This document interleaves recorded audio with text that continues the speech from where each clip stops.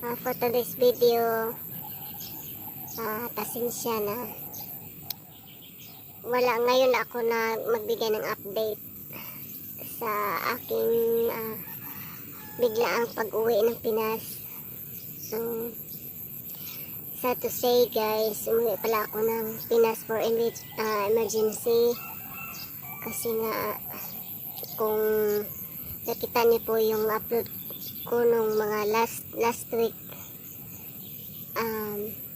sa kadahilanan po nang namatay yung panganay naming kapatid ng nag-iisang lalaki namin. So yun pong dahilan na umuwi ako biglaan ng Pinas. So hindi ako nakapag-update ngayon lang ulit. So okay naman lahat guys. So nailibing na rin yung kapatid ko noong 2029 ng umaga. So ngayon i-update ko lang po kayo sa aking buhay o kalagayan dito sa probinsya. Masarap naman kahit sabihin natin mahirap kasi bigla na pag-uwi, wala tayong mga hindi tayo nakapaghanda kung ano talagang bitbitin o wala bigla ang pag-uwi na wala talagang kaipon-ipon. So okay lang, at least nakapag-attend naman ako sa last day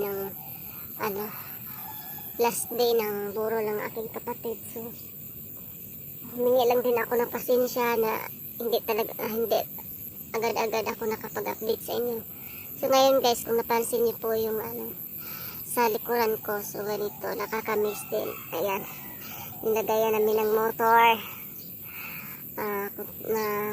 ayan, bahay kubo sa mga puno. So nag-iisa lang ako today kasi yung asawa ko busy ang mga tao dito kasi nag-harvest ng palay. So yung iba nag-prepare na rin sa pagtatanim na ulit ng palay dito. So kung napapansin yung mga tunog guys, napakaganda pakinggan. So ganito talagang buhay probinsya. So may marinig kang mga motor, tunog ng ibon, tunog ng mga hayop. So ito yung pinaka number 1 na miss ko sa probinsya, yung simoy ng hangin, fresh na fresh. O diba, kahit tag-iisa ka lang. So hindi kagaya sa ibang bansa na kahit tao man lang, bihira ka lang makakita ng tao sa ibang bansa. Kahit nasa labas ka, bihira lang. So ngayon, nag-vlog lang ako para ma-update ko po kayo sa aking kalagayan dito. So ito na nga,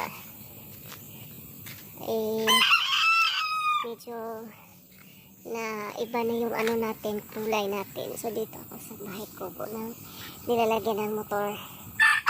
So ayan guys, kung napapansin niyo po, dati nag-upload ako ng about sa aking face.